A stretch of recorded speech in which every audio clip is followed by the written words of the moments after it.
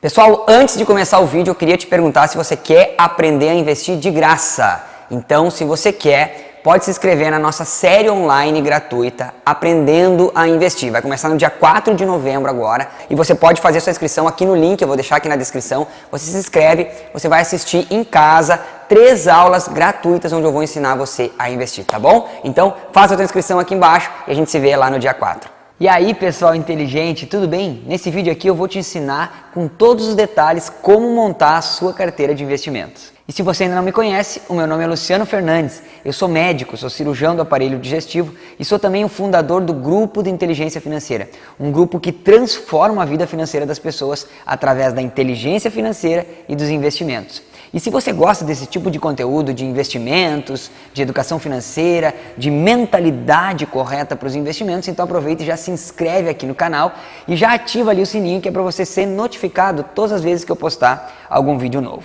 E bom, nesse vídeo aqui eu vou te mostrar como montar uma carteira de investimentos. Agora, a primeira coisa que você tem que entender é que uma carteira de investimentos, ela é muito individual. Como assim? Olha só, tá vendo isso aqui? Isso aqui é meu dedo. Tem a minha impressão digital. Ela é minha, ela me identifica. Então, a sua carteira de investimentos, ela tem a ver com você, porque ela vai depender do seu nível de conhecimento, vai depender da sua idade, vai depender da sua tolerância ao risco e vai depender principalmente dos seus objetivos. O que você tem como objetivo de vida e para quanto tempo esse objetivo, né?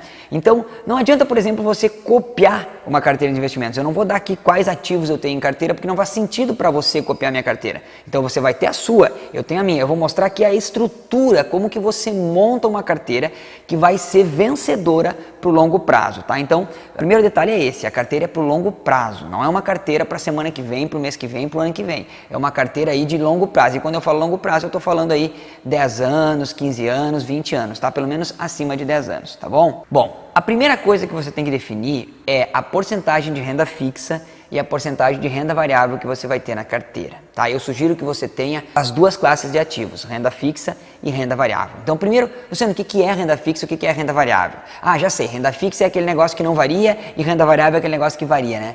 Não é essa a definição, tá? Isso você tem que entender. Renda fixa, ela é um empréstimo. Como assim? Vamos supor que você pegue R$100 e empreste para o seu amigo, tá? Você empresta lá para ele e ele vai te pagar uns juros. Por que ele vai ter que te pagar uns juros? Porque, afinal, você vai ficar sem o seu dinheiro. Vamos supor que você empreste lá 6 meses, você vai ficar sem o seu dinheiro por 6 meses. Então, isso tem um preço que se chama juros. Então, juros é o preço que se paga pela disponibilidade temporária do dinheiro. Então, você emprestou para o seu amigo, ele vai te pagar juros. E vocês fazem um acordo.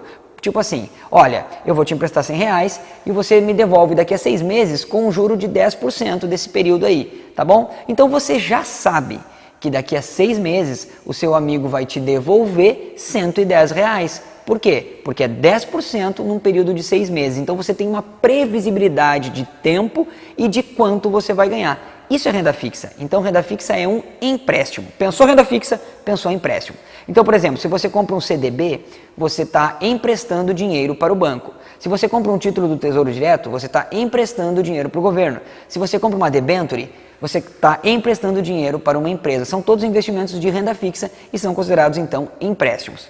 Já a renda variável é diferente. Renda variável não é um empréstimo. Renda variável você compra alguma coisa para depois vender, com lucro ou com prejuízo. Quer dizer, aquela coisa que você vendeu pode valorizar ou pode desvalorizar. Então, por exemplo, um imóvel. Imóvel é renda variável. Você compra o imóvel esperando que ele valorize, né? E tomara que ele valorize, aí você vende com lucro. Mas se ele desvalorizar, por exemplo, porque aquela localização onde ele está piorou na cidade, enfim, ele desvalorizou, você vende depois com prejuízo. Então você comprou alguma coisa para depois vender. Quando você compra uma ação na Bolsa de Valores, é renda variável. Você compra uma ação para depois vender com lucro ou prejuízo. Fundo imobiliário também é isso. Então só para você entender, tá? Renda fixa e renda variável. E por que eu digo que você tem que ter os dois na carteira?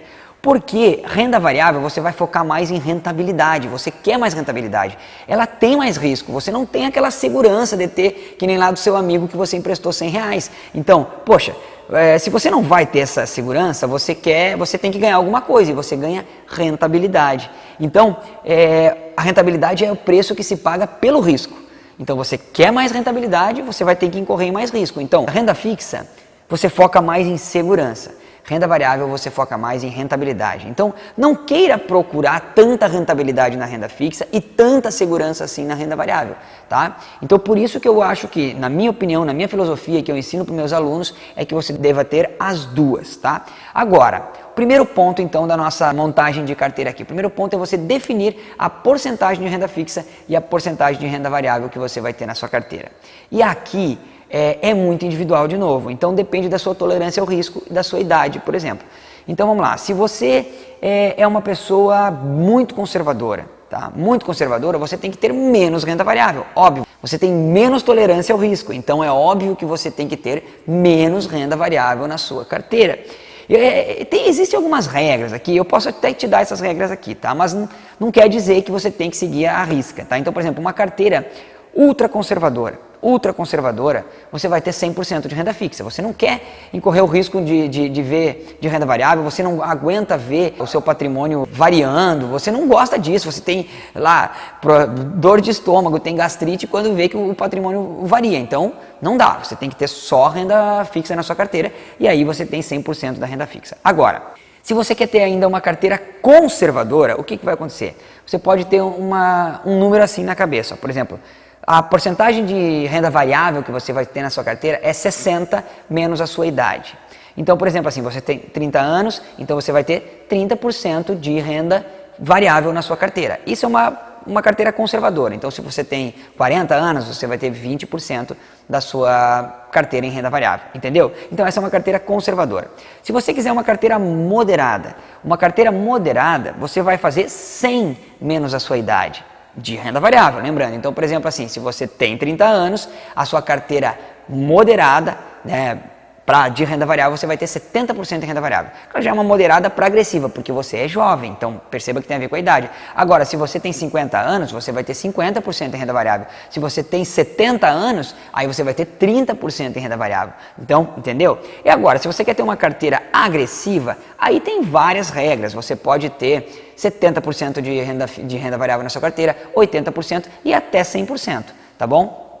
Mas claro, para se ter uma porcentagem alta, e eu digo alta, acima de 50% de renda variável na sua carteira, você tem que ter, é indispensável que você tenha conhecimento. Porque se você não sabe o que está fazendo e vai entrar com 100% de renda variável, você pode perder todo o seu patrimônio, né? E o pior investimento é aquele que você não sabe como ele funciona, né? Você não entende como ele funciona. Esse é o pior investimento, não importa se ele na verdade é o melhor. Se você não tem conhecimento dele, ele é o pior, entendeu? Então, você só entra naquilo que você sabe.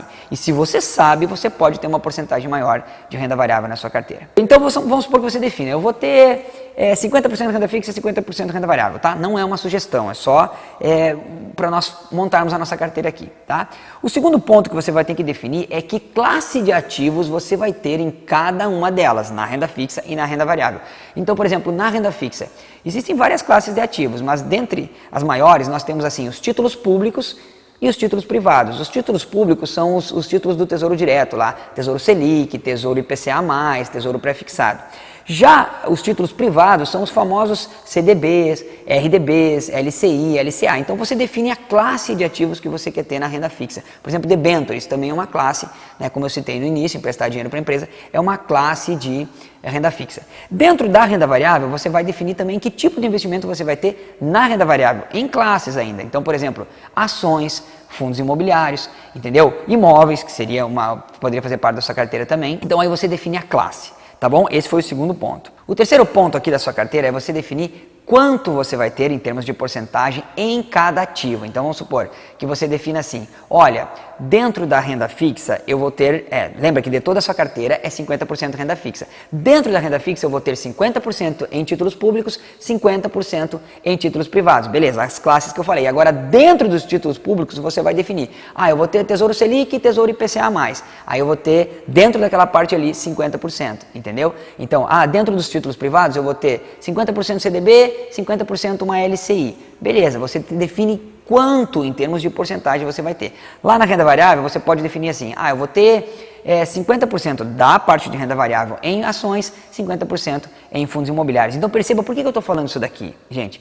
Porque assim, vários estudos americanos já demonstraram que o maior fator de sucesso para sua carteira de investimentos ter sucesso no longo prazo é você definir essas porcentagens e ser fiel a essas porcentagens no longo prazo, porque isso mostrou que é 90% da sua carteira. Então, 90% do sucesso da sua carteira vem de como você aloca os seus ativos e não de quais ativos você está escolhendo. Quais ativos é importante? Claro que sim, mas 90% da rentabilidade no longo prazo vem da alocação de ativos, que é definir a porcentagem de cada ativo na sua carteira e ser fiel a essa porcentagem. Então vamos lá, você definiu exatamente a porcentagem de cada ativo na sua carteira. E o que eu sugiro para você aqui? Eu sugiro que cada ativo lá, cada ação, cada fundo imobiliário, cada CDB não passe de 5% da sua carteira, principalmente em renda variável, tá? Na parte daquela metade da carteira de renda variável, que não passe de 5%. Por exemplo, se você definiu 50% da sua carteira em renda variável,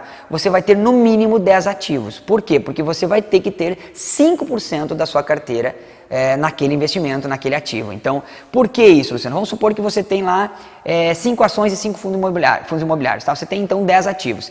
E vamos supor que uma das ações que você tem, aquela empresa quebrou. Tá, você não viu, quer dizer, algo raro de acontecer na Bolsa de Valores, ela quebrar e ainda você não perceber que ela ia quebrar. Mas vamos supor que quebrou e você não viu, tá? Pior das hipóteses aqui. Você perdeu 5% da sua carteira, entendeu? Então você não vai morrer, não vai perder todo o seu dinheiro, você perdeu 5%. Então, essa diversificação é importantíssima para você diminuir o risco da sua carteira. E diminuir o risco da sua carteira é o que vai fazer você sobreviver no longo prazo, tá bom? O iniciante, ele tem um problema, ele vê um investimento que está dando uma boa rentabilidade, ele quer botar tudo ali. Ele entra, como a gente fala no poker, all in, né? Ele quer botar tudo ali. E aí, se aquele negócio for bem, show de bola, ganhou bastante dinheiro. Mas e se for mal? E se quebrar aquele negócio? E se falir aquele negócio? Aí ele perde tudo. Então você não pode correr o risco disso.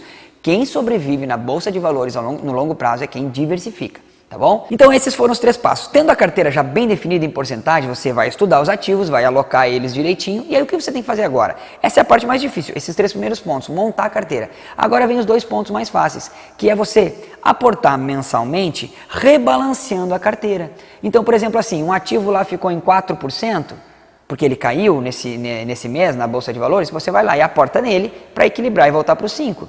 Tá bom? Ah, um ativo passou de 6%. 6%, você não vende ele, só deixa, vai aportando nos outros, de tal forma que você tente, claro, não precisa ser matemático, gente, 5%, mas que você tenda a manter próximo daquela porcentagem que você definiu. Lembra o que eu falei, o mais importante é definir a porcentagem e ser fiel à porcentagem.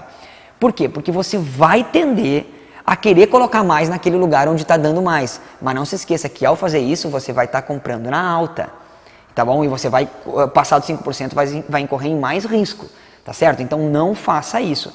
Você vai, se cair, você compra. Então caiu para 3%, compra mais, bastante daquele. Por quê? Porque aí você vai estar comprando mais barato. Sem prestar muita atenção, você vai estar comprando o que está mais barato, que na Bolsa de Valores é ótimo. Então agora, mensalmente, você vai rebalancear a carteira, colocando naqueles que estão menos do que aquela porcentagem que você definiu. E o último ponto é você definir a frequência que você vai avaliar cada ativo da sua carteira. Perceba, mensalmente você vai aportar avaliando as porcentagens de cada ativo, mas, por exemplo, uma vez a cada 6 meses, uma vez por ano, você pode reavaliar os ativos, por exemplo, ver os balanços das empresas, ver todos os dados dos fundos imobiliários para você conseguir ficar de olho naqueles ativos e não ficar com ativo ruim na carteira. Então, este ponto não precisa ser muito frequente assim. Agora, perceba que, juntando esses 5 pontos que eu falei aqui, basicamente é você montar a sua carteira e depois você ir balanceando a sua carteira mensalmente. E não é difícil, isso é para você ter qualidade de vida e para você focar no seu trabalho, focar na sua vida e não ficar focando nos investimentos o tempo todo, tá bom? Então, isso era o que eu queria trazer para você aqui hoje. Eu espero que você tenha gostado desse vídeo, que você tenha anotado tudo aí. E se você gostou desse vídeo, já dá um like aí, porque assim o YouTube aqui vai mostrar para mais pessoas esse vídeo. Aí mais pessoas vão aprender a montar uma carteira, né, de uma forma correta, uma carteira vencedora aí no longo prazo. E se você acha que também tem algum amigo seu, algum familiar que está querendo entrar nessa de investimentos, começar a investir, mas ainda não conseguiu, então, primeira coisa que precisa saber é isso, como montar uma carteira. Então aproveita e já encaminha esse vídeo para ele, compartilha esse link nos grupos do WhatsApp que você tá, para que as pessoas aprendam a investir, tá bom? Então o vídeo de hoje vai ficando por aqui, pense nisso, monte a sua carteira direitinho e ó, nunca esqueça, seja inteligente. Eu te vejo no próximo vídeo.